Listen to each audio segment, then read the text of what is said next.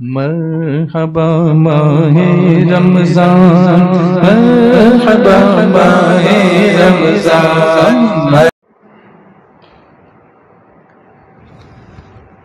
بصد خلوص بصد احترام کرتا ہوں۔ میرا اصول ہے کہ پہلے سلام کرتا ہوں، السلام علیکم ورحمۃ اللہ تعالی وبرکاتہ۔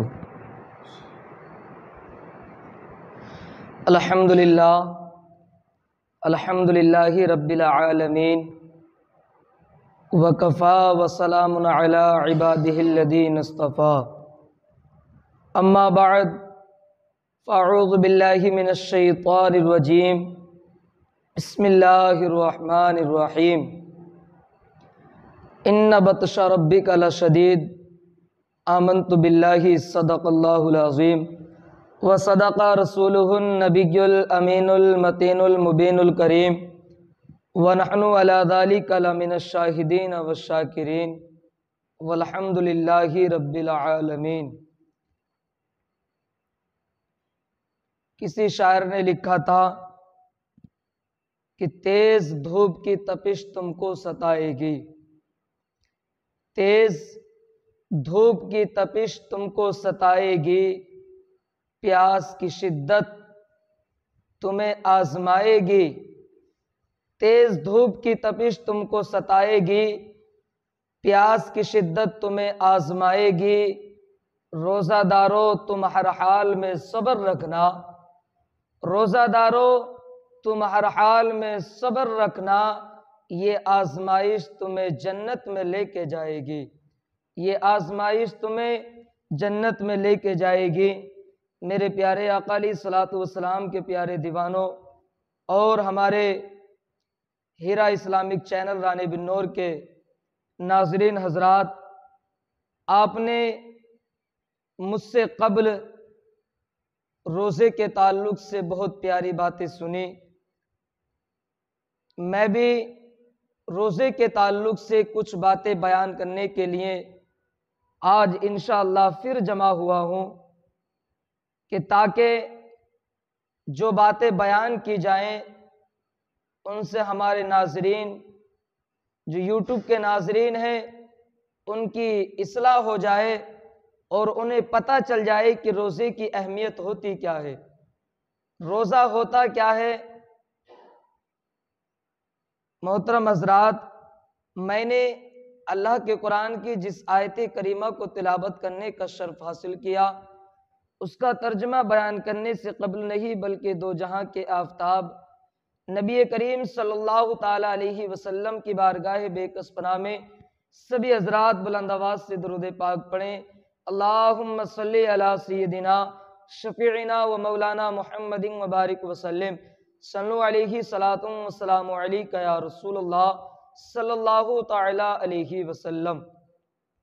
اللہ نے قرآن میں ارشاد فرمایا، ان بطش ربک لشدید، بے شک تمہارے رب کی پکڑ بڑی سخت ہے۔ اللہ قرآن میں اعلان کر رہا ہے کہ تمہارے رب کی پکڑ بڑی سخت ہے،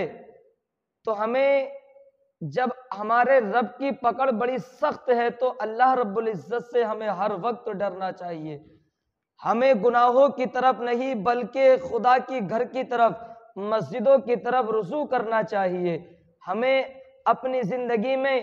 گناہ کو چھوڑ کر یعنی کہ نیکیوں کی طرف اپنا قدم بڑھانا چاہیے۔ آئیے حضرات، رمضان کے تعلق سے کچھ باتیں عرض کرتے ہیں۔ بہت پیاری بات ہے، میرے نبی کی حدیث پاک ہے، نبی نے ارشاد فرمایا، جس کے راوی حضرت سیدنا حضرت عبداللہ بن عمر رضی اللہ تعالیٰ عنہما سے روایت ہے کہ نبی کریم صلی اللہ تعالیٰ علیہ وسلم نے ارشاد فرمایا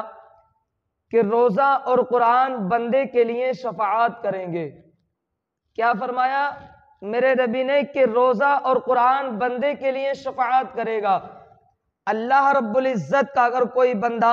خدا کی رضا کے لیے اگر ماہ رمضان کی روزے رکھتا ہے، یا اللہ کا بندہ خدا کی رضا کے لیے اللہ کے قرآن کی تلاوت کرتا ہے ماہ رمضان میں، تو یہی روزہ اور قرآن ہمارے لیے شفاعت کرے گا اور عرض کرے گا، اے رب کریم میں نے کھانے اور خواہشوں سے دن میں اسے روک دیا، یعنی کہ رمضان کہے گا، روزہ کہے گا، روزہ کیا کہے گا؟ ابے یعنی کہ رب تبارک و تعالیٰ سے روزہ کہے گا، اے رب کریم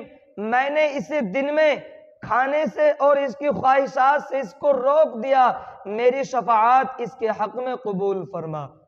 یعنی کہ روزہ ہماری شفاعت کرائے گا اگر ہم روزے کا ادب و احترام کریں گے، ماہ رمضان میں روزے رکھیں گے، اللہ کی عبادت کریں گے، روزے رکھ کر اگر خدا کی بارگاہ میں ہم دعا مانگیں گے تو یہی روزہ رب تبارک و تعالیٰ سے کہے گا کہ اے پروردگار عالم، اس نے میری خاطر کچھ گھنٹوں یعنی کہ تیری دی ہوئی نعمتوں کو ترک کر دیا اور اس نے کھانا نہیں کھایا، اس نے میرا ادب و احترام کرا، تو یہ روزہ رب تبارک و تعالیٰ کی بارگاہ میں ہماری شفاعت قبول فرمائے گا۔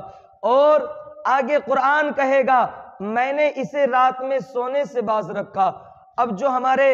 حضرات یعنی کہ تراویح سے دور ہیں، قرآن کی تلاوت کرنے سے دور ہیں، نماز پنجگانہ سے دور ہیں، تو میں انہیں یہ بات بتانا چاہتا ہوں، جو ماہ رمضان میں یعنی سنت تراویح کو ادا کرتا ہے، قرآن کو سنتا ہے، قرآن کو پڑھتا ہے، تو یہی قرآن ہمارے لیے شفاعت کرے گا خدا کی بارگاہ میں۔ اے رب کریم، اس نے میری تلاوت کری ہے، میں تجھ سے عرض کر رہا ہوں، جس نے میری تلاوت کی ہے اللہ رب العزت، تو اس کی شفاعت عطا فرما، اس کے گناہوں کو معاف عطا فرما۔ اور آگے ارشاد فرمایا گیا میری شفاعت اس کے لیے قبول فرما۔ چنانچہ دونوں کی شفاعتیں، روزے کی بھی اور قرآن کی بھی، اللہ رب العزت دونوں کی شفاعتیں قبول فرمائے گا۔ اب بتاؤ اس سے بڑھ کے ہمارے لیے اور کیا خوش نصیبی ہوگی، اس سے بڑھ کے اور ہمارے لیے کون سی یعنی کہ پیاری بات ہوگی کہ اگر کچھ لمحہ ہم نے خدا کی رضا کے لیے روزہ رکھا، خدا کی عبادت کی، اللہ کا قرآن پڑھا، تو یہی قرآن خدا کی بارگاہ میں عرض کرے گا، یہی روزہ خدا کی بارگاہ میں عرض کرے گا اے رب کائنات، اس نے میری تلاوت کی، اس نے کچھ لمحہ یعنی کہ میری خاطر اس نے تیری نعمتوں سے رکتا رہا، روزہ رکھا، تو اس کی شفاعت عطا فرما۔ اے میرے پیارے آقا علیہ الصلوۃ والسلام کے پیارے دیوانوں، ذرا سوچو تو صحیح، ہم نے روزہ رکھا ہماری شفاعت ہو گئی، ہم نے قرآن پڑھا ہماری شفاعت ہو گئی، اگر ماہ رمضان میں ہم ایسا کرتے رہے تو اللہ ہم سے راضی ہو جائے گا، اللہ راضی ہو گیا تو سمجھ لینا کہ جنت کا ٹکٹ پکا ہے۔ میرے پیارے آقا علیہ الصلوۃ والسلام کے پیارے دیوانوں، میں ان سے کہنا چاہتا ہوں جو ماہ رمضان کے روزوں سے دور ہے، جو اللہ کے قرآن سے دور ہے، ذرا سوچو تو صحیح، اپنی زندگی پہ ترس تو کھاؤ، یہ زندگی بہت نازک ہے، یہ جسم بہت نازک ہے، خدا کے عذاب کو برداشت نہ کر سکے گا۔ ماہ رمضان کے روزوں کو رکھو تاکہ تمہاری شفاعت ہو۔ آئیے میرے پیارے آقا علیہ الصلوۃ والسلام کے پیارے دیوانوں، آپ کو ایک بہت پیاری اور حدیث پاک نبی کریم صلی اللہ تعالیٰ علیہ وسلم کی سناتا ہوں، جس کے راوی حضرت ابو ہریرہ رضی اللہ تعالیٰ عنہ ہیں۔ یہ روایت کرتے ہیں کہ رسول کریم صلی اللہ تعالیٰ علیہ وسلم نے ارشاد فرمایا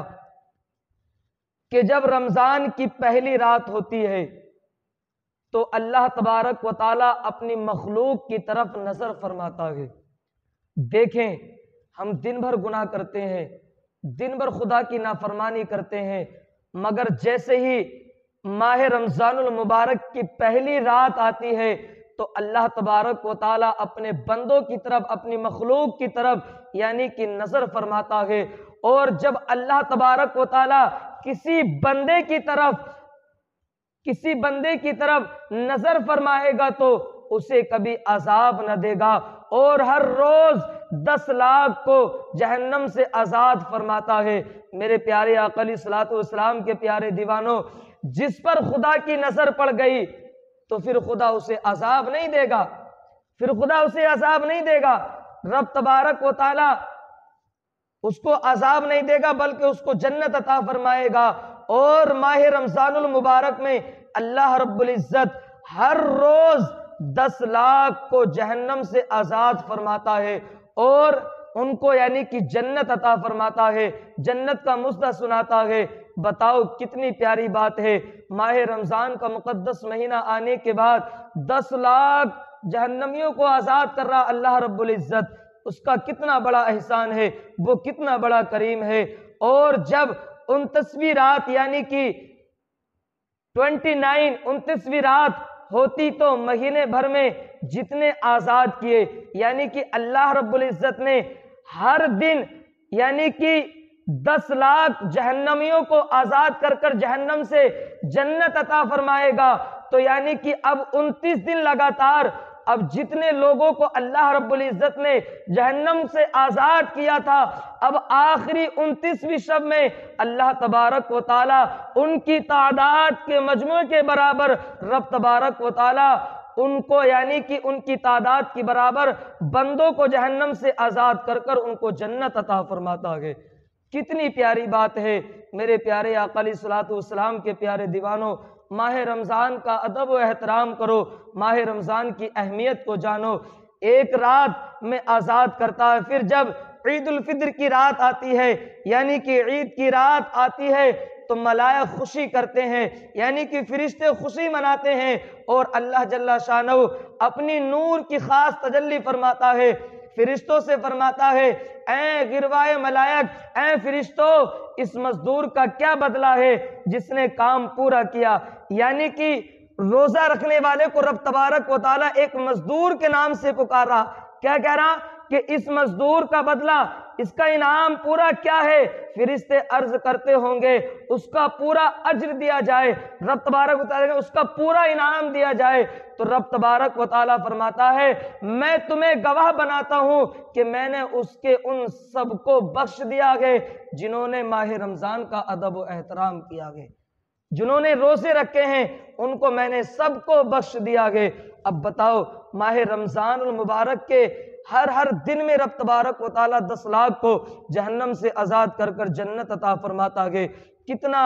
عظیم مہینہ ہے یہ، کتنا برکت والا مہینہ ہے یہ، کتنا پیارا مہینہ ہے یہ میرے پیارے آقا علیہ الصلوۃ والسلام کے دیوانوں، ذرا سوچو اور ماہ رمضان کے بارے میں ذرا سوچو یہ کتنا مقدس مہینہ ہے۔ آئیے آپ کو ایک بہت پیاری سی اور ایک حدیث پاک سناتا ہوں۔ ابن خزیمہ حضرت ابو مسعود غفاری رضی اللہ تعالیٰ عنہ سے ایک طویل حدیث روایت کی، اس میں یہ بھی ہے کہ حضور رحمت عالم صلی اللہ تعالیٰ علیہ وسلم نے فرمایا اگر بندوں کو معلوم ہوتا،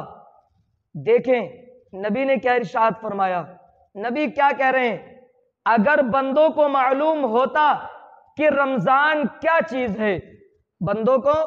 معلوم ہوتا کہ رمضان کیا چیز ہے تو میری امت تمنا کرتی کہ کاش پورا سال رمضان ہی ہوتا۔ نبی نے فرمایا اگر بندوں کو معلوم ہو جائے کہ رمضان کا مہینہ ہے کیا، رمضان کا مقدس مہینہ ہے کیا، تو اگر اس کی اہمیت اگر بندوں کو پتہ چل جائے تو رب تبارک و تعالیٰ کی بارگاہ میں میری امت تمنا کرے کہ کاش اللہ رب العزت پورا سال رمضان بنا دیتا۔ ذرا سوچئے کتنا عظمت والا مہینہ ہے میرے پیارے آقا علیہ الصلوۃ والسلام کے پیارے دیوانوں۔ مذکورہ حدیث شریف سے یہ پتہ چلا کہ جو کچھ فضیلت ماہ رمضان المبارک کی بتائی گئی ہیں وہ تو ہے ہی، ان کے سوا بھی اس کی عظمتیں اور برکتیں بہت ہیں، اگر وہ ہمیں معلوم ہو جاتی تو ہم تمنا کرتے پورا سال رمضان ہو۔ تو ہم کو چاہیے کہ ماہ رمضان المبارک کا احترام کریں اور دونوں جہاں کی برکتوں سے مالا مال ہوں۔ اللہ رب العزت کی بارگاہ میں دعا ہے ہم سبھی کو ماہ رمضان کا ادب و احترام کرنے کی توفیق عطا فرما، ماہ رمضان میں زیادہ سے زیادہ نیکی کمانے کی توفیق عطا فرما۔ مولا تبارک و تعالی میں نے جو تیرے قرآن کی جس آیت کریمہ کو تلاوت کرنے کا شرف حاصل کیا اس میں اللہ نے قرآن میں ارشاد فرمایا ان بطش ربک لشدید، بے شک تیرے رب کی پکڑ بڑی سخت ہے۔ اے میرے پیارے آقا علیہ الصلوۃ والسلام کے پیارے دیوانوں، گناہ چھوڑ دو، ورنہ رب اگر ایک ذرہ بھر اگر گناہ پہ اگر اس نے پکڑ کر لی تو پھر ہمارا ٹھکانہ جہنم ہے۔ اپنے گناہوں سے توبہ کرو۔ وما علینا الا البلاغ۔ السلام علیکم ورحمۃ اللہ۔ سنی دعوت اسلامی کی دعوت عرش و عام کر